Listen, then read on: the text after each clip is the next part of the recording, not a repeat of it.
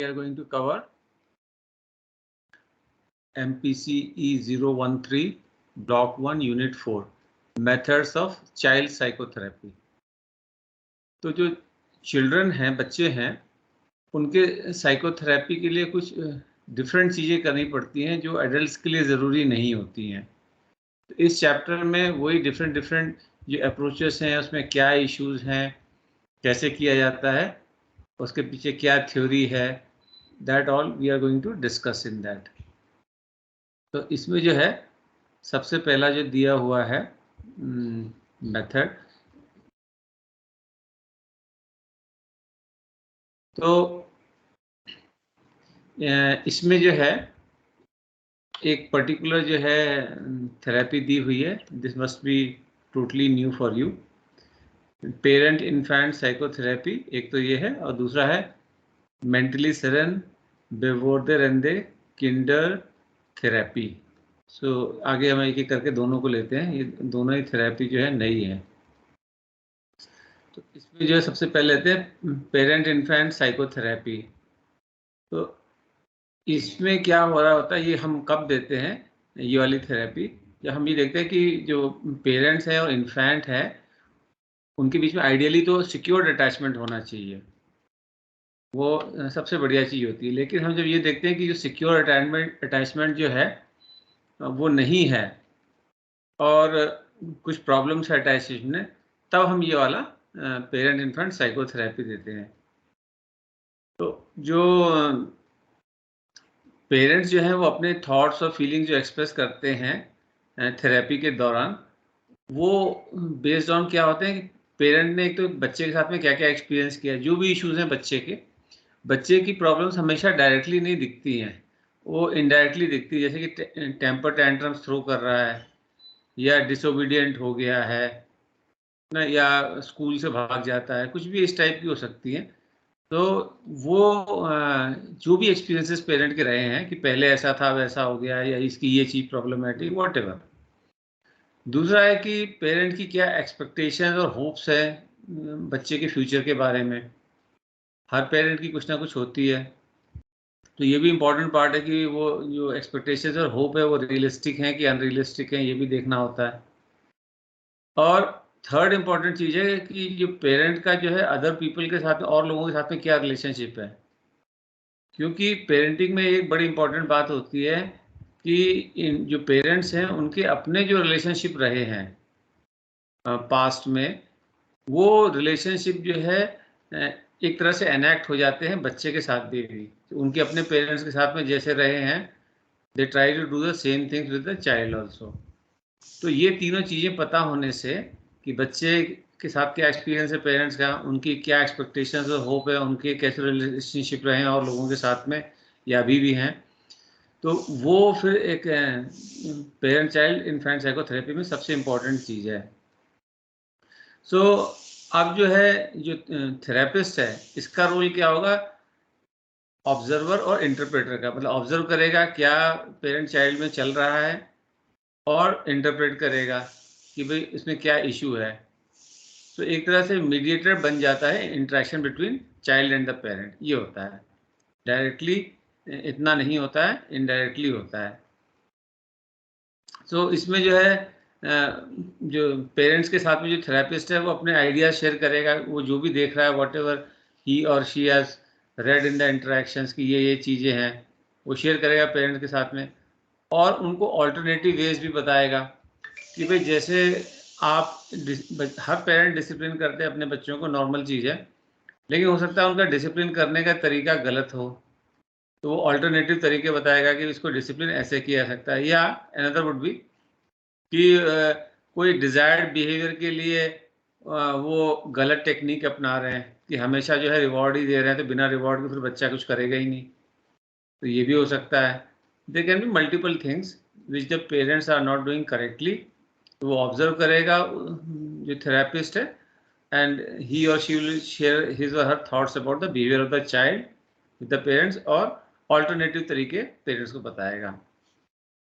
तो इसमें जो है एक ये भी होता है कि जो पेरेंट्स जो है अपने जो है इन्फेंसी के एक्सपीरियंसेस हैं उसको भी रिजॉल्व कर पाते हैं सिक्योर्ड अटैचमेंट्स के लिए, क्योंकि मैंने बोला ना कि वो अपने प्रीवियस मॉडल को वो एक तरह से इम्प्लीमेंट कर रहे होते हैं बच्चे के साथ में। कोई फॉर्मल ट्रेनिंग तो पेरेंट्स की हमें होती नहीं है पेरेंट बनने से पहले कि आपने पेरेंट बनने के बाद में क्या क्या करना है, कैसे कैसे करना है। तो उनका जो पास रहा होता है वही रोल मॉडल होते हैं उनके, तो उसी को इम्प्लीमेंट कर रहे होते हैं। तो जब ये हम बताते हैं कि ऐसे नहीं ऐसे करना है, तो उनके पास इश्यूज भी रिजॉल्व होते हैं, which is good parent child relationship के लिए। देन आता है मेंटली सेरेन बेवोर्दे रेंदे किंडर थेरेपी। तो इसका लिटरल मीनिंग है therapy for children enhancing their ability to mentalize. So ये डच यानी कि नीदरलैंड में जो है साइको एनालिटिक इंस्टीट्यूट है, उन्होंने ये शुरुआत की थी, डच साइको एनालिटिक इंस्टीट्यूट ने। तो ये जो इसका जो ऊपर लिखा हुआ है मेंटली सेरेन बेवोर्दे रेंदे किंडर थेरेपी, ये डच में लिखा हुआ है, और English meaning is therapy for children enhancing their ability to mentalize. अब मेंटलाइजेशन जो है इस थेरेपी का सेंट्रल थीम है। तो मेंटलाइजेशन क्या होता है वो समझो।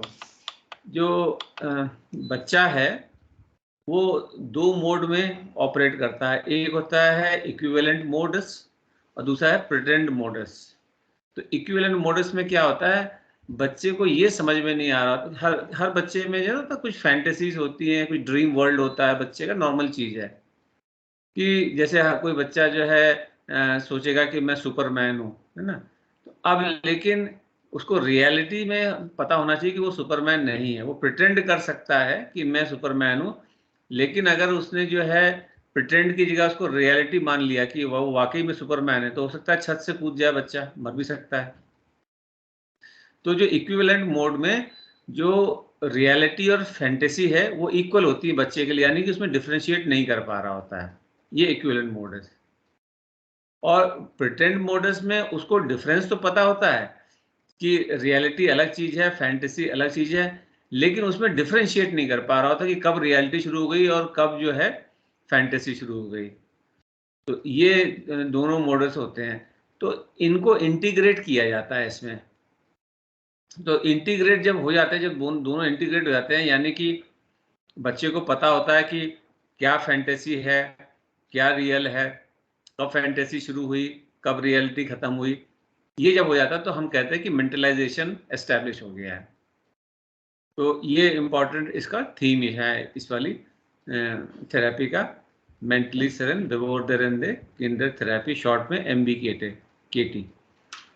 सो और दूसरी चीज बच्चे को ये समझ में आती है जब मेंटलाइजेशन हो जाता है कि ये कॉन्शियस और अनकॉन्शियस दोनों प्रोसेसेस की वजह से होता है, कॉन्शियस भी और अनकॉन्शियस भी, कि बच्चों को समझ आता है कि उसके खुद के जो एक्शंस और जो थॉट्स हैं, और साथ ही दूसरों के भी जो थॉट्स हैं, उनके जो है इंटरनल थॉट्स, इंटेंशंस और एटीट्यूड है, उससे उनका बिहेवियर गवर्न होता है। जो इंटरनल थॉट्स, इंटेंशंस और एटीट्यूड्स, उससे मोटिवेटेड होते हैं हमारे सारी चीज़ें, एक्शंस एंड थॉट्स, ये बच्चे को समझ में आता है। तो ये प्रिटेंड मोडस और इक्विवेलेंट मोडस ये इंटीग्रेट हो गए, और उसको बच्चे को ये समझ आया कि हर व्यक्ति के इंक्लूडिंग हिज और her own actions and thoughts वो मोटिवेटेड होते हैं, कैसे, internal thoughts, intentions and attitude से। ठीक है। अब इससे क्या होता है कि इससे एक सेल्फ रेगुलेटिंग मैकेनिज्म बच्चे में डेवलप होगा, वो मेंटलाइज कर पाएगा चीज़ों को। तो ये जो सारी बातें हमने करी कि सेल्फ रेगुलेटिंग मैकेनिज्म डेवलप हुआ, the child has developed ability to mentalize, तो हम इसको क्या कहते हैं, इंटरपर्सनल इंटरप्रेटिव फंक्शन, शॉर्ट में IIF कहते हैं। तो किसी भी इंडिविजुअल के जो इंटरपर्सनल इंटरप्रेटिव फंक्शन है, ये डिपेंडेंट होते हैं जो अर्ली अटैचमेंट रिलेशन है उसमें, यानी कि पेरेंट्स के साथ में क्या अटैचमेंट पैटर्न रहा है उस पर डिपेंड करेगा कि इंटरपर्सनल इंटरप्रेटिव फंक्शनिंग कैसा है। और अगर वो सिक्योर्ड है तो फिर उसमें सेल्फ रेगुलेटिंग मैकेनिज्म और एबिलिटी टू मेंटलाइज होगा। और ये भी देखा गया है कि अगर बच्चे को ट्रॉमा हो एक्सपीरियंस बचपन में, तो ऑब्वियसली जब ट्रॉमा होगा तो वो बहुत पेनफुल फीलिंग्स होंगी, तो डिटैच हो जाएगा। जो भी ट्रॉमा से रिलेटेड पर्सन या इवेंट है उससे डिटैच हो जाएगा बच्चा। तो जब ऑब्वियसली डिटैच हो गया तो उसको रियलिटी और जो प्रिटेंड का पता ही नहीं चलेगा, या प्रॉपरली पता नहीं चलेगा, यानी कि या तो इक्विवेलेंट मोड में होगा या प्रिटेंड मोड में होगा। तो ये ट्रॉमा होने से ये प्रॉब्लम आ जाती है, तो मेंटलाइजेशन उसका कंप्लीट नहीं हो पाता है। तो ये जो इंटीग्रेट नहीं कर पा रहा होता बच्चा ट्रॉमा की वजह से, तो उसकी वजह से ये जो मोडस है वो इन्फ्लुएंस होते हैं जो मैंने बताया है, वेदर इट्स प्रिटेंड मोडस और इक्विवेलेंट मोडस, कुछ भी हो सकता है। तो अगर बहुत ज़्यादा ओवरवेलमिंग एंग्जाइटी हुई बच्चे को, तो इक्विवेलेंट मोडस में ऑपरेट कर सकता है, यानी कि उसको ये पता ही नहीं होगा कि रियलिटी कुछ और होती है और फैंटेसी कुछ और होती है। और जो अभी मैंने बताया था कि पेरेंट्स के साथ में जो अटैचमेंट है, उस पे बहुत डिपेंड करेगा कि बच्चे में जो है मेंटलाइजेशन और सेल्फ मॉनिटरिंग, जो अभी मैंने बताया था इंटरपर्सनल इंटरप्रेटिव फंक्शन, वो डेवलप होगा। तो इसमें पेरेंट्स की तरफ से क्या क्रूशियल चीज़ है कि attention regulation and affection regulation, ये दोनों चीज़ें हैं कि कितना अटेंशन दिया जा रहा है, कितना अफेक्शन दिया जा रहा है और उसको कैसे रेगुलेट किया जा रहा है। सिर्फ इतना काफ़ी नहीं कि खूब अटेंशन दे रहे हैं और खूब अफेक्शन दे रहे हैं, उसकी क्वालिटी क्या है। गलत टाइम पे गलत अफेक्शन दिखाना भी मिस्टेक होती है। तो अगर जो है हम स्टार्टिंग पॉइंट की बात करें, तो वो अटेंशन रेगुलेशन है। तो अटेंशन रेगुलेशन में क्या होता है कि बच्चा जो है इक्विवेलेंट मोडस में होता है, यानी कि उसको फैंटेसी और रियलिटी में कोई फ़र्क होता है ये पता ही नहीं है। ठीक है? सो अब यहाँ पे मेन गोल क्या होगा कि जो बच्चे का जो इनर वर्ल्ड है, यानी कि उसकी फीलिंग्स, थॉट्स, विशेस, इम्पल्सेस, उस पे जो है फोकस किया जाए और उसकी जो मेंटल बीइंग है उस पे ज़्यादा फोकस करते रादर देन फिजिकल रियलिटी पे, उसके दिमाग में जो है क्या चल रहा है उस पे ज़्यादा फोकस करते हैं अटेंशन रेगुलेशन के लिए। और अफेक्ट रेगुलेशन की बात आती है तो ये हम देखते हैं कि जो थेराप्यूटिक रिलेशनशिप है उसमें हम देखते हैं कि अफेक्ट रेगुलेशन कैसा है, यानी कि इमोशन वाला। सो यहाँ इम्पोर्टेंट ये होता है कि बच्चा जो है वो खुद ही अपने जो है फीलिंग्स को जो है रिकॉग्नाइज करे और उसका मेंटल रिप्रेजेंटेशन करे, कि यानी कि उसको समझ में आए कि यहाँ पे मेरे साथ में जो मैं कर रहा हूँ वो क्या हो रहा है, कि गुस्सा आ रहा है या मुझे जो है इनसिक्योरिटी फील हो रही है, जो भी है। तो उसको जब वो प्रोसेस कर लेगा, रिकॉग्नाइज कर लेगा, तब वो मेंटल रिप्रेजेंटेशन प्रॉपर होगा। तो जब ये मेंटलाइजेशन प्रोसेस कंप्लीट होगा, यानी कि अटेंशन रेगुलेशन, जो उसके दिमाग में क्या चल रहा है, प्लस अफेक्ट रेगुलेशन, ये दोनों जो है जब हो जाएगा तो मेंटलाइजेशन प्रोसेस कंप्लीट हो जाएगा, यानी कि इक्विवेलेंस मोडस और प्रिटेंड मोडस जो है वो इंटीग्रेट हो जाएंगे। तो उसको क्लियरली समझ में आ जाएगा कि रियलिटी क्या कहाँ ख़त्म हो रही है और फैंटेसी कहाँ शुरू हो रही है। तो जो प्रिटेंड मोडस में जो है जब ये डेवलप होना शुरू होता है मेंटलाइजेशन प्रोसेस, जब ये शुरू होता है तो बच्चा जो है प्रिटेंड मोडस में होता है तो वो सिंबॉलिक रिप्रेजेंटेशन में कर सकता है। जैसे बच्चे खेलते में भी करते हैं ना कि कोई चीज़ को कार बना लेंगे कि ये कार है, तो सोफे को कहेंगे ब्रिज है। तो ये सिंबॉलिक रिप्रेजेंटेशन हुआ, मतलब उसको धीरे धीरे समझ में आ रहा है कि ये रियल तो नहीं है, लेकिन हम रियल को फैंटेसी, मतलब फैंटेसी को इस तरह से मैनिपुलेट करके रियलिटी में जी रहे हैं। कि कोई उसने बॉक्स लिया छोटा सा, उस बॉक्स को कार बोला, तो वो कार जो है रियलिटी में कार नहीं है, लेकिन खेलते में वो कार है। तो उसको बच्चे को ये डिफरेंस समझ में आ रहा लग जाता है कि रियल कार अलग चीज़ है, खेलने की कार अलग चीज़ है। तो इस तरह से मेंटलाइजेशन उसका बच्चे का किया जाता है इसमें। देन ये ऑब्वियसली बड़ी इंटेंसिव थेरेपी होती है। इंटेंसिव होने का मतलब बहुत डीपली की जाएगी किसी पर्टिकुलर चीज़ पे फोकस करके, और इसीलिए जो है कोई स्पेसिफिक इशू लिया जाता है। तो इसीलिए इसमें जो है 2 to 5 सेशन जो काफ़ी बच्चे के लिए काफ़ी इंटेंसिव है।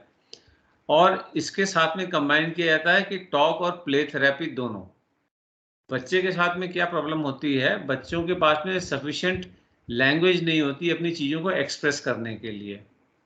तो वो जो अपना एक्सप्रेस कर रहे होते हैं चीज़ों को, they are expressing through play, उसमें वो अच्छे से कर सकते हैं। जैसे प्ले में उसने जो है घर-घर खेल रहा है, तो उसमें मम्मी-पापा, भाई-बहन उसने कोई रिप्रेजेंटेटिव लिया, तो जो उनके रिलेशंस हैं वो उसमें सिम्बलाइज़ हो रहे होंगे कि जैसे उसने कहा कि मैं मम्मी के साथ में खेल रहा हूँ, पापा भी वहाँ पे रखे हुए हैं खेल के रूप में, तो ये हमें पता चलेगा अच्छा इसके फादर के साथ में रिलेशनशिप अच्छे नहीं हैं।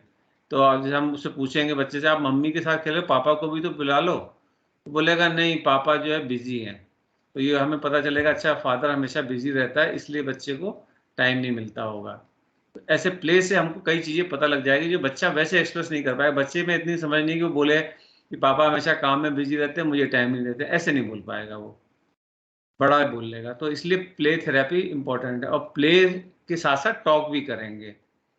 तो जैसे कि उसने यही बोला कि पापा हमेशा बिज़ी रहते हैं, तो हम उसको जो है टॉक थेरेपी मतलब प्ले के दौरान ही हम उसको बोल सकते हैं कि अच्छा ऐसा करो पापा को बुलाओ, देखते हैं वो क्या बोलते हैं, पापा को ये बोलो, पापा वी नीड यू, ऐसे करके बोलो। तो उसको जो है ये बताया जाएगा कि एक तरह से उसमें ये डेवलप किया जा रहा है कि अगर तुम्हें कोई चीज़ चाहिए तो उसको सिर्फ़ दूसरों पे नहीं छोड़ दिया कि वो नहीं है तो नहीं है, तुम ट्राई तो करो और you try in a manner which is appealing to the person. तो इस तरह से जो है बोलो और फिर उस प्ले में बोला जब वो बोलेगा ऐसे ही प्ले में ही कि पापा we need you please come, तो फिर थेरेपिस्ट जो है वो पापा वाली जो भी डॉल है उसको लेके yes yes I am coming, I also need you, I was busy sorry ऐसे करके करेगा। फिर वो पेरेंट्स को भी अलग से ऑब्वियसली बोला जाएगा कि बच्चा जब ऐसे बोले तो आप ऐसे रिएक्ट करो। तो ऐसे फिर वो मेंटलाइज़ेशन उसका शुरू हो जाता है धीरे-धीरे। ठीक है? और इसमें एक इम्पोर्टेंट टूल क्या होगा इस थेरेपी में, ट्रांसफरेंस एंड काउंटर ट्रांसफरेंस। जैसे अभी मैंने बताया कि बच्चा क्या बोल रहेगा तो उससे हमारे अंदर क्या फीलिंग जनरेट होगी, है ना? तो ये हाँ, जो फीलिंग हमें जनरेट हो रही है ये काउंटर ट्रांसफरेंस है। और बच्चा जो हमारे साथ में बिहेव कर रहा है वो उसका क्या अटैचमेंट पैटर्न है पेरेंट्स के साथ में, और इवन पेरेंट्स जो बिहेव कर रहे हैं उनका क्या अटैचमेंट पैटर्न रहा होगा अपने ऑब्जेक्ट रिलेशन से, वो हमें पता चलेगा। और उनका बिहेवियर से हमारे अंदर क्या ट्रांसफर काउंटर ट्रांसफरेंस हो रहा है, वो हमको पता चलेगा। तो हमको समझ में आ जाएगा कि इनके कौन से बिहेवियर से कैसी फीलिंग जनरेट होती है सामने वाले में, अकॉर्डिंगली फिर हम थेरेपी करेंगे। ठीक है? यहाँ तक ओके है? देन अटैचमेंट बेस्ड इंटरवेंशन, वही हम बच्चे की ही साइकोथेरेपी की बात करें तो इसमें हर जगह अटैचमेंट तो आना ही आना है। क्योंकि जो बच्चे के केस में उसका अटैचमेंट पैटर्न कैसा है, इस पे बहुत कुछ डिपेंड करता है। वही सारी जो है चीज़ें प्रेज़ेंट में भी कंट्रोल कर रहा होता है और इवन फ्यूचर में भी कंट्रोल करता है उसके बिहेवियर को। तो child therapy without attachment based intervention हो ही नहीं सकती है। ये अनलेस की कोई स्पेसिफिक बात है, वो बात अलग है, एक्सेप्शन की बात अलग है, लेकिन मोस्टली सबसे पहले जो है चाइल्ड में कोई प्रॉब्लम है तो अटैचमेंट पैटर्न को ही देखा जाता है। तो वो अगर फिगर आउट कर लिया और उसके इश्यूज़ सॉर्ट आउट कर लिए तो बाकी चीज़ें ईज़ी हो जाता है हैंडल करना। तो इसीलिए अटैचमेंट बेस्ड इंटरवेंशंस रखे गए हैं। अब हम इंटरवेंशंस की बात कर रहे हैं। सो ये एक होती है होल्डिंग थेरेपी। तो ये अनवैलिडेटेड थेरेपीज़ का एक ग्रुप है, उसमें से एक है होल्डिंग। अनवैलिडेटेड मतलब इसकी वैलिडिटी नहीं है। तो इसमें क्या किया जाता है कि बच्चे को फ़ोर्स रिस्ट्रेंट किया जाता है, मतलब ज़बरदस्ती रोका जाता है ऐसी सिचुएशन में, ताकि वो अटैचमेंट रिलेटेड जो एंग्ज़ायटीज़ हैं, उसको रिलीव करे। यहाँ पे हमारे पास जो थेरेपी के लिए बच्चे आ रहे हैं, तो ऑब्वियसली वो बच्चे आ रहे हैं जिनको कोई इश्यूज़ हैं। तो वो इश्यूज़ रिलेटेड टू अटैचमेंट। तो वो जो अटैचमेंट रिलेटेड इश्यूज़ हैं, उसको रिलीव करेगा, अगर उसको इन अ फ़ोर्स मैनर रिस्ट्रेन किया जाए चाइल्ड को कि भई उसको मदर से मिलने नहीं दिया जा रहा है या घर नहीं भेजा जा रहा है। तो उसको वो अटैचमेंट इश्यूज़ जो है यहाँ पे जनरेट होंगे। तो ये जो है this practice is considered incompatible with attachment theory. Attachment theory ये नहीं कहती कि ऐसा करना चाहिए।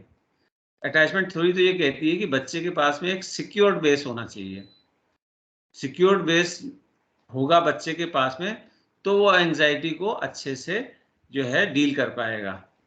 और हम इस पर्टिकुलर होल्डिंग थेरेपी में एंजाइटी को उसको रिलीव करवा रहे हैं, तो वो बिना सिक्योर्ड बेस के, तो इसलिए जो है ये it is incompatible with what, जो अटैचमेंट की जो थ्योरी है उससे इनकम्पैटिबल है, और इसीलिए इसको इनवैलिडेटेड ग्रुप ऑफ थ्योरीज में डाला गया है।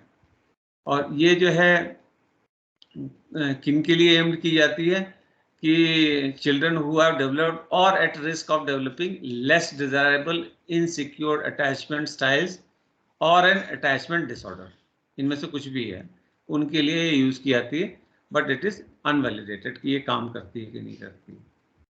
Then dyadic developmental psychotherapy. So ये जो है एविडेंस बेस्ड ट्रीटमेंट अप्रोच है, जो अभी लेटेस्ट जो ट्रेंड चल रहा है साइकोलॉजी में ट्रीटमेंट्स का, थेरेपिस्ट का, वो एविडेंस बेस्ड ट्रीटमेंट चल रहा है।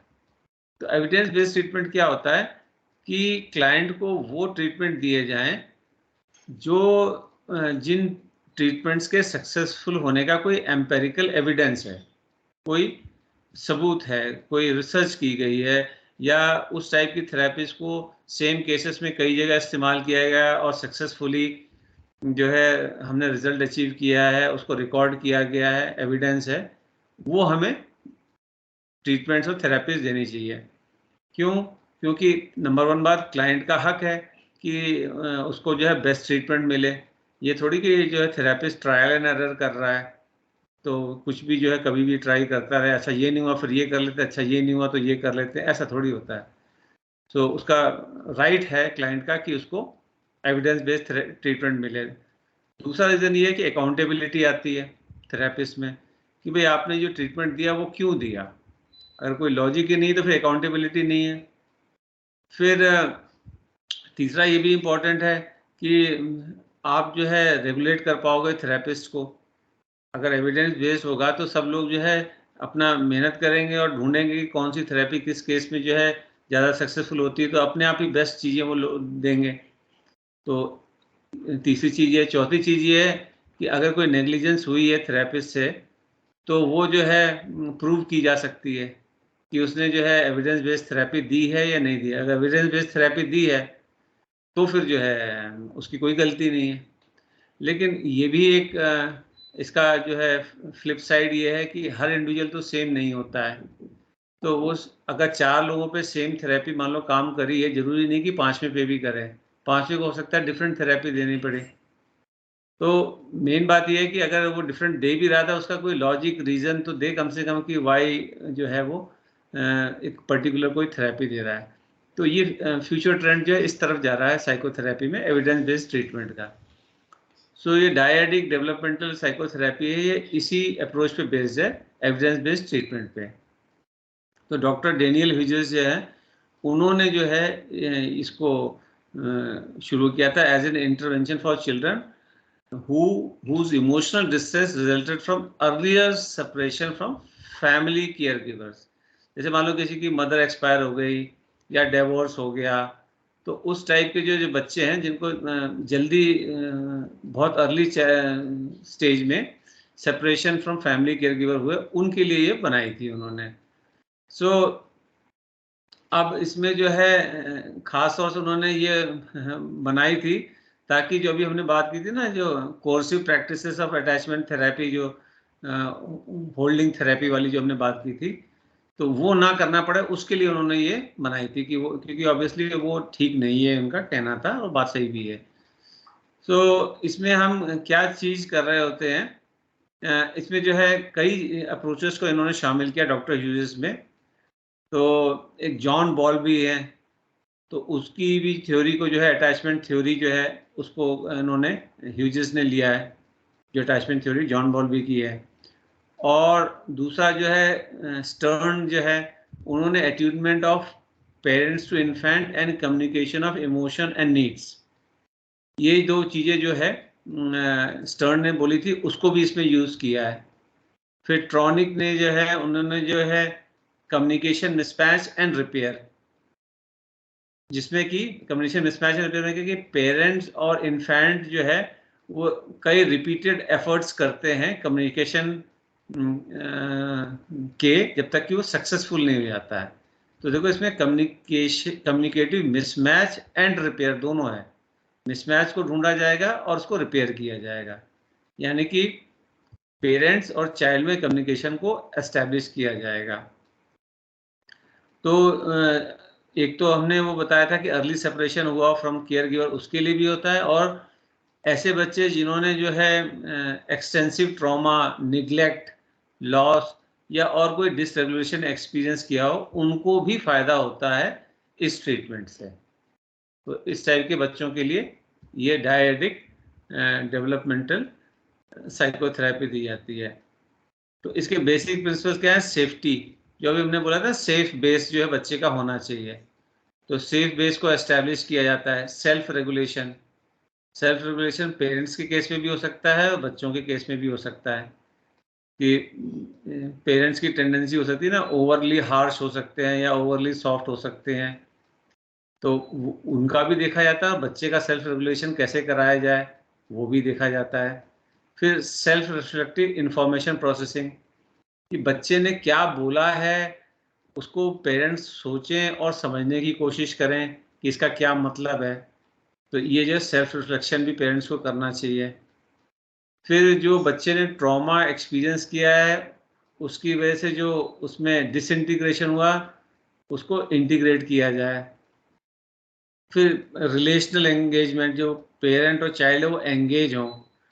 फिर पॉजिटिव इफेक्ट एनहांसमेंट, पेरेंट्स में भी और बच्चे में भी पॉजिटिव इमोशन जो है ज़्यादा जनरेट हों, वो भी कैसे किया जाए, ये 6 चीज़ें इस थेरेपी में देखी जाती हैं।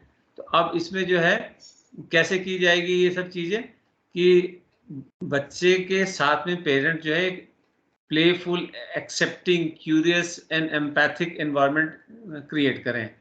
बच्चे के साथ में प्लेफुल मतलब हंसी मजाक, खेलना कूदना।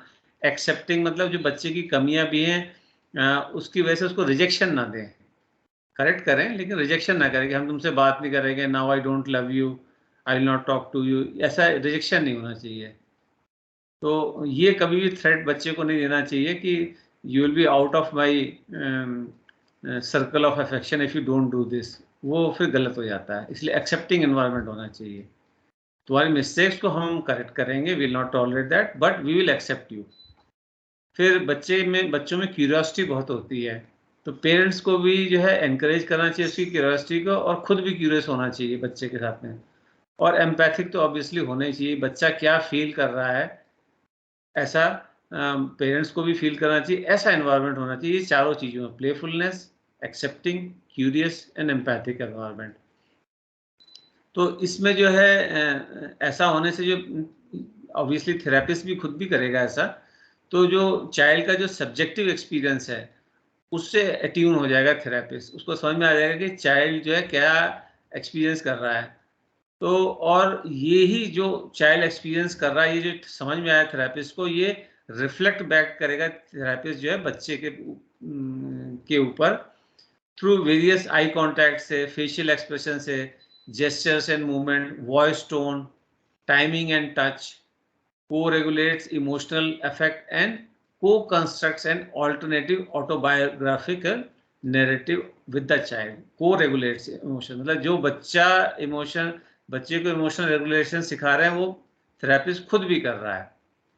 And co-constructs an alternative autobiographical narrative, जो बच्चे के दिमाग में अपने बारे में एक गलत कोई नैरेटिव जो हो गया है उसके साथ में खेलते खेलते उसको दोबारा से रिकंस्ट्रक्ट करके पॉजिटिव वाला, जैसे कि उसने कहा कि मेरे पापा मुझे प्यार ही नहीं करते हैं, मेरे साथ नहीं खेलते हैं, तो इस नैरेटिव को दोबारा से कंस्ट्रक्ट किया था कि मेरे पापा के पास में काम बहुत ज़्यादा है इसलिए वो नहीं आ पाते हैं, ऐसे भी कहा जा सकता है। तो ये दोनों में बहुत ज़मीन आसमान का डिफरेंस हो जाता है। फिर इसमें जो है सीबीटी को भी तो यूज़ करते हैं। जैसे बच्चे के साथ में बच्चा कह रहा है ना कि पापा मुझे प्यार नहीं करते हैं, तो बच्चे से हम कह सकते हैं कि क्यों नहीं करते हैं, क्यों मेरे साथ में खेलते नहीं हैं। तो फिर हम उससे बोलेंगे अच्छा तो आप जिसके जिसके साथ में नहीं खेलते हो आप उससे प्यार नहीं करते हो क्या? तो वो बोलेगा कि नहीं नहीं ऐसी बात नहीं है। तो फिर हम बोलेंगे तो फिर ऐसा तो पापा के साथ भी हो सकता है ना, कि वो आपसे प्यार तो करते हो लेकिन खेल नहीं पा रहे हैं। तो ऐसे जो है सीबीटी को भी हम यूज़ कर सकते हैं, पेरेंट्स के लिए भी और बच्चे के लिए भी। तो in addition to all these things. तो यहाँ तक समझ में आया तो मैं आगे बढ़ूँ?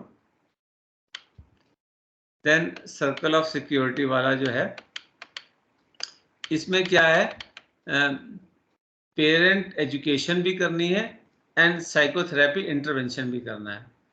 मतलब कि बच्चे के बारे में, बच्चे से डील करने के बारे में पेरेंट को एजुकेट भी करना है और साइकोथेरेपी इंटरवेंशन भी देना है, पेरेंट्स को भी और बच्चे को भी। तो ये जो है, अच्छा पीछे भी था ये वर्ड, यहाँ पे भी आया, मैं इसको एक्सप्लेन कर देता हूँ। एक होता है एट रिस्क। तो एट रिस्क वाला जो है उनको हम कहते हैं कि अभी प्रॉब्लम शुरू नहीं हुई है, लेकिन सर्कमस्टांसेस ऐसे हैं कि प्रॉब्लम हो सकती है। जैसे फॉर एग्जांपल कोई बच्चा फॉस्टर होम में है। फॉस्टर होम समझ में आता है ना, जो फॉरेन कंट्रीज में होते हैं, जो बच्चे को जो है ऑर्फनेज से किसी फैमिली को दे दिया जाता है कि भाई आप इसको पालो। वो अडॉप्ट नहीं करते हैं फॉर्मली, लेकिन जो है उसको रखते हैं, हाँ, फॉर सम टाइम। तो अब बच्चा अगर फॉस्टर होम में गया है, तो ये ज़रूरी नहीं है कि फॉस्टर होम में जो पेरेंट्स हैं उनका कोई अफेक्शन होगा टुवर्ड्स द चाइल्ड। तो उसको सिक्योर्ड अटैचमेंट मिलने के चांसेस कम है, ना के बराबर हैं। तो ये बच्चा एट रिस्क हुआ कि आगे इसके सर्कमस्टांसेस ऐसे हैं कि इसको सिक्योर्ड अटैचमेंट शायद ना मिले, उससे प्रॉब्लम आ जाए। तो जो एट रिस्क वाले जो होते हैं, वहाँ पे ये हम करते हैं कि जो जो अटैचमेंट और केयर गिविंग इंटरेक्शन है, वो एप्रोप्रिएट डेवलपमेंटल पाथवे हो, मतलब जैसे जैसे डेवलप होना चाहिए वैसे डेवलप हो। तो इसमें जो है कोर कंस्ट्रक्ट वही है जैसे ऊपर लिखा है, सर्कल ऑफ सिक्योरिटी, और इसको कहते हैं secure base and heaven of safety. मतलब बच्चे को जो केयर गिवर है उसमें एक सिक्योर बेस फील होना चाहिए एंड हेवन ऑफ सेफ्टी की कुछ भी हो मैं यहाँ आके सेफ फील करता हूँ, ये होना ज़रूरी होता है। तब फिर जो बाकी की प्रॉब्लम्स जो है कंट्रोल की जाती है। तो इसको जो है कॉग्निटिवली भी समझना होता है कि मतलब कॉग्निटिवली बच्चे के डेवलपमेंटल के हिसाब से पेरेंट के पास जो कनेक्शंस हैं उसके हिसाब से उनकी अपनी एजुकेशन, उनकी अपनी सर्कमस्टांसेस, और इमोशनली भी कि कौन सी चीज़ कैसे इमोशंस जनरेट करेगी। जैसे अगर बच्चे को सिक्योर बेस और हेवन ऑफ सेफ्टी फील हो रहा है तो डिफरेंट रिएक्ट करेगा, और अपोजिट होगा तो डिफरेंट करेगा। तो ये पेरेंट्स को कैसे समझाते हैं? थ्रू ग्राफिक रिप्रेजेंटेशन, जैसे डायग्राम बना के दिखाते हैं कि ये बच्चा जो है ऐसे आपके पास में आएगा, ये चीज़ चाहेगा, और ये आपने नहीं किया तो फिर वो ऐसे करेगा, फिर वो आपने ये किया तो ऐसे करेगा, कुछ नहीं किया तो ऐसे करेगा। तो ऐसे जो है वो फिर बता के समराइज़ करेंगे कि बच्चे की जो है सेफ हेवन की क्या-क्या नीड्स हैं। तो जब वो केयर गिवर को समझ में आ जाएगा अच्छा ये नीड्स हैं, अब बच्चा हमेशा बोल नहीं पाएगा, आपको समझना पड़ेगा। जैसे उसने कुछ किया, काम किया और काम करके पेरेंट्स की तरफ देखा, है ना? तो वो अप्रूवल के लिए देख रहा है और तुमने कोई रिएक्शन ही नहीं दिया। तो वो जो है बच्चे को समझ में नहीं आएगा कि मैंने जो किया वो सही है या गलत है। तो ये ऐसा जो एजुकेशन पेरेंट्स को दिया जाता है, ठीक है? और या बच्चे ने कोई गलत काम किया और आपने उसको देखा और बच्चे ने भी देखा, लेकिन आपने उसे कुछ कहा नहीं। तो बच्चा ये उसको एक्सेप्टेंस भी मान सकता है कि अच्छा ये करना ठीक है। फिर आप सोचो कि 2-3 बार वो कर लिया, फिर कहोगे इसे 3 बार कर लिया, देखो कितना खराब है। आपने उसको जो है प्रोग्रेसिव डिसिप्लिन ही नहीं किया तो वो करता रहेगा। तो ये सब जो है साइको एजुकेशन पेरेंट्स को दी जाती है कि डिसिप्लिन कैसे करना है, इमोशंस को कैसे एक्सप्रेस करना है, चाइल्ड अपने इमोशंस कैसे एक्सप्रेस करता है, आपको कैसे रिस्पॉन्ड करना है, सेफ हेवन कैसे फ़ील कराना है, उसको सिक्योर बेस की फीलिंग कैसे देना है, ये सब जो है दिया जाता है। यानी कि जो केयर गिवर है उसकी सेंसिटिविटी को बढ़ाया जाता है और अप्रोप्रिएट रिस्पॉन्सिवनेस जो है चाइल्ड के सिग्नल्स की तरफ। चाइल्ड जो है क्लियरली कम्युनिकेट नहीं करेगा, वो सिग्नल्स देगा, उन सिग्नल्स को रीड करना और रिस्पॉन्ड करना, ये सिखाया जाता है जो पेरेंट्स होते हैं। तो कि बच्चा जो है बैक एंड फोर्थ जो मूव करेगा कंफर्ट एंड सूदिंग के लिए, आपसे दूर जाएगा, फिर इमोशनल रिफ्यूलिंग के लिए फिर आएगा, तो ये कंफर्ट एंड सूदिंग आपने कैसे करनी है, ये सब किया था। एक तो चीज़ है। दूसरा जो है पेरेंट्स को एजुकेट किया जाता है कि they increase their ability to reflect, मतलब बच्चे ने जो कहा, जो किया, जो कर रहा है, उसके बारे में वो सोचें कि ये क्या हो रहा है, क्या किया है इसने। जब वो सोचेंगे तभी उनको समझ में आएगा, अगर वो सोचेंगे नहीं तो उनको समझ में नहीं आएगा कि बच्चा क्या कर रहा है, क्या चाह रहा है। तो ये भी एबिलिटी टू रिफ्लेक्ट जो है इंक्रीज की जाती है पेरेंट्स की। और तीसरा जो है उनको अपने जो उनके एक्सपीरियंसेस हैं, पास्ट एक्सपीरियंसेस अटैचमेंट से रिलेटेड, उसके ऊपर भी रिफ्लेक्ट करने को बोला जाता है कि वो हिस्ट्री जो है वो अपनी देखें। जैसा कि मैंने पहले बताया कि जो पेरेंट्स के भी जो अटैचमेंट पैटर्न है उस पर भी डिपेंड करता है कि वो बच्चे के साथ में कैसे बिहेव करेंगे। तो कहीं ऐसा तो नहीं कि वो अपने प्रीवियस हिस्ट्री को रिपीट कर रहे हैं बच्चे के साथ में जो कि फॉल्टी हो। तो वो तब उनको पता चलेगा जब वो रिफ्लेक्ट करेंगे अपने पास्ट अटैचमेंट पे। अगर वो रिफ्लेक्ट ही नहीं करेंगे तो उनको कैसे पता चलेगा। तो ये तीसरी चीज बताई जाती है ना। तो रिस्पॉन्सिवनेस, बच्चे के बारे में रिफ्लेक्ट करना और खुद के बारे में रिफ्लेक्ट करना, ये है। तो अब जो है जो कोर प्रिंसिपल्स जो है जो which govern the quality of child parent attachment जो है वो क्या क्या है। और अच्छा, और इससे जो है ये भी है जो मैं ऑलरेडी बोल चुका हूँ कि अगर पेरेंट्स जो है अपना केयर गिविंग पैटर्न चेंज करेंगे तो उससे बच्चा जो है काफ़ी कुछ परिवर्तित होता है। सो इनको जो है ये समझना होगा कि अपने केयर गिविंग पैटर्न को उन्होंने चेंज करना है बच्चे को बिहेवियर को मैनेज करने के लिए, ना कि बच्चे को कंट्रोल करना है। ये दोनों डिफरेंट चीज़ें हैं। हम बच्चे से एक डिज़ायरेबल बिहेवियर चाह रहे हैं, ना कि हम बच्चे के ऊपर जो है कोई मालिकाना हक या ओनरशिप वाली बात कर रहे हैं। ठीक है।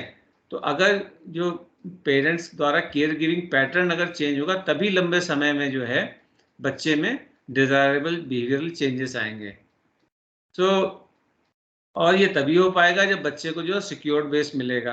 अगर पेरेंट जो है बच्चे को सिक्योर बेस रिलेशनशिप दे रहे हैं तब जो है बच्चे में लास्टिंग चेंज आएगा, वरना नहीं आएगा। तो जो इंटरवेंशन डिज़ाइन किए जाते हैं वो यही ध्यान में रखते हुए किया जाता है जिससे कि पेरेंट चाइल्ड का जो अटैचमेंट क्वालिटी है वो एनहेंस हो।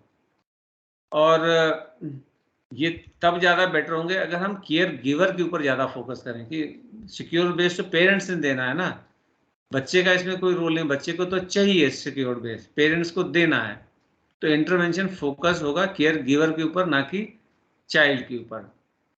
तो अब इसमें जो है जो भी स्ट्रेंथ और डिफ़िकल्टीज़ हैं वो केयर गिवर की भी हो सकती है, चाइल्ड की भी हो सकती है। ये डायडिक रिलेशन, डायडिक मतलब इंटरडिपेंडेंट हो गया। जैसे कि बच्चा ADHD वाला भी तो हो सकता है, या बच्चा ऑटिस्टिक भी तो हो सकता है। तो ये बच्चे की डिफ़िकल्टीज़ हो गई, तो पेरेंट्स को भी तो प्रॉब्लम आएगी इससे, है ना।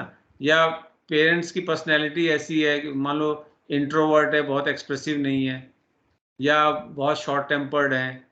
तो ये चीज़ भी है जो हमें देखनी पड़ेगी, स्ट्रेंथ क्या है, वीकनेस क्या है, दोनों की, केयर गिवर की भी और बच्चे की भी। फिर इसमें एक चीज़ होती है स्ट्रेंज सिचुएशन प्रोसीजर। इसमें क्या होता है कि जो पेरेंट, अच्छा इसमें जो है पहला जो है इंटरव्यू लिया जाता है पेरेंट्स का, वो वीडियो टेप किया जाता है। और इसके लिए पेरेंट डेवलपमेंट इंटरव्यू होता है, स्टैंडर्डाइज्ड चीज़ है। और दूसरा पेरेंट्स का अटैचमेंट कैसा रहा है पास्ट में वो देखने के लिए एडल्ट अटैचमेंट इंटरव्यू होता है, वो भी अलग होता है। और तीसरा जो है केयर गिवर्स को कुछ क्वेश्चनर दिए जाते हैं रिगार्डिंग चाइल्ड, कि उससे हमें पता चलता है कि बच्चे का क्या अटैचमेंट पैटर्न है। तो ये जो है इसमें यूज़ किया था आइंसवर्थ का जो है pre school attachment classification system. तो ये 3 चीज़ें की जाती हैं, पेरेंट्स का इंटरव्यू जो विच इज़ वीडियो टेप, उनका जो है अटैचमेंट पैटर्न कैसा रहा वो, और बच्चे के बारे में क्वेश्चन है। तो जो हमने पीछे बात की थी वही तीनों चीज़ें यहाँ पे आ गई, ठीक है। और इसमें जो अकॉर्डिंगली जो है इन तीनों चीज़ों के जो हमें पता चलेगा तो हम फिर उसको स्ट्रीमलाइन या कस्टमाइज या इंडिविजुअलाइज करेंगे एज पर द नीड की बच्चा कैसा है, पेरेंट्स की क्या अंडरस्टैंडिंग, आईक्यू लेवल क्या है, एजुकेशन क्या है, उनका क्या अटैचमेंट पैटर्न है, इसके बेसिस पे इंडिविजुअलाइज करेंगे हम इसको केयर गिविंग इसको इंटरवेंशन को। तो 20 वीक्स का प्रोग्राम होता है, इसमें ग्रुप सेशंस होते हैं और ऐसे पेरेंट्स जो सेम इश्यूज फेस कर रहे हैं उनको भी लिया आता है ताकि जो है सब एक दूसरे से सीखें, सेम डिफ़िकल्टीज होती हैं तो एक दूसरे को सजेशन भी दे सकते हैं और फ्रस्ट्रेशन भी कम हो जाता है कि okay I am not the only one, और लोग भी हैं। तो उनको वीडियो फीडबैक भी दिखाए जाते हैं विग्नेट्स के फॉर्म में। विग्नेट्स मतलब शॉर्ट वीडियोस होते हैं जिसमें कि कोई सिचुएशन एनेक्ट की गई होगी पेरेंट चाइल्ड वाली, और फिर उसका जो एनालिसिस करके बताएंगे यहाँ पे ये सही हुआ, ये गलत हुआ। तो ऐसे उनको साइको एजुकेशनल और थेरापेटिक डिस्कशंस होते हैं। तो अब जो है जो सर्कल ऑफ सिक्योरिटी वाली जो बात कर रहा था, जो थेरेपी की हमने बात की थी ऊपर, तो ये जो है एक प्रोग्राम यूएसए में फील्ड टेस्ट किया जा रहा है। फील्ड टेस्ट मतलब एक्चुअली करके देखा जा रहा है कि इसमें क्या होता है। इसमें एक थोड़ा इशू जरूर है, खुद इसके डेवलपर्स ये कहते हैं कि they do not test the commitment of the care giver. मतलब वो जो इस प्रोग्राम में जो लोग लिए गए हैं उनका कमिटमेंट जो है पेरेंट्स का, केयर गिवर्स का क्या है, वो जो है ये टेस्ट नहीं कर रहे हैं। तो एक ये इशू है। देन इसका गोल क्या है, to develop a theory and evidence based intervention protocol. जो अभी हमने ऊपर बात की थी एविडेंस बेस्ड की, तो ये जो है लोगों पे कर रहे हैं तो एविडेंस उससे आएगा, उसके बेसिस पे करेंगे। और साथ में पार्टनरशिप किसकी की, प्रोफेशनल जो कि ट्रेंड है, और साइंटिफिकली बेस्ड अटैचमेंट प्रोसीजर्स होंगे, क्योंकि ये इतने सारे एक्सपेरिमेंट करके, टेस्ट ट्रायल करके जो है वो अपना एक स्टैंडर्डाइज प्रोसीजर बनाएंगे। तो इससे जो है ट्रेंड कम्युनिटी बेस्ड प्रैक्टिशनर जो है वही करेंगे, यानी कि प्रोफेशनल्स ही करेंगे। तो 75 डायट्स इन्होंने जो है, डायट्स मतलब पेरेंट चाइल्ड, तो 75 केसेस में इन्होंने किया है और इनका ये कहना है कि काफ़ी सिग्निफिकेंट शिफ्ट हुआ है डिसऑर्डर टू ऑर्डर्ड पैटर्न में, मतलब टूवर्ड्स ऑर्डरली पैटर्न में ये गए हैं 75 डायट्स फ्रॉम डिसऑर्डर्ड पैटर्न। सो यहाँ तक रखते हैं आज हैं, विल कंटिन्यू टुमारो बाकी जो है अटैचमेंट वाला। So I am stopping the recording.